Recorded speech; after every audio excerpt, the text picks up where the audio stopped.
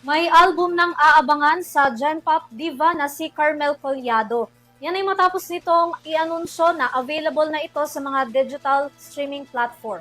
Alamin ang kabuuan ng report mula kay Sam Marcos.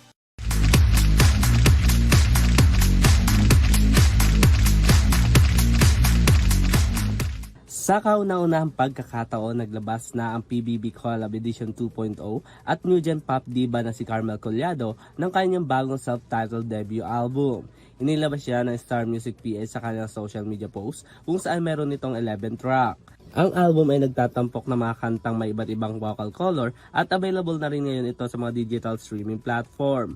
Mapapakinggan naman sa kanyang first album ay ang mga kantang Morena, Salamin, Checklist, Pananabik, Stay kung saan nirevive nito ang kanta ni Carol Banawa, Unti-Unti at marami pang iba. Matatandang nakilala si Carmel nang sumali ito sa iba't ibang singing competition sa mga television kung saan tinanghal ito Grand Champion ng Tawag ng Tanghalan noong 2025 para sa School Showdown Edition at na mapabilang ito sa kakatapos lang na PBB Collab Edition 2.0. Samantala bukod sa kanyang single, magkakaroon din siya ng kanyang first solo concert na gaganapin naman sa darating na linggo sa SM North EDSA sa Skydome sa Quezon City.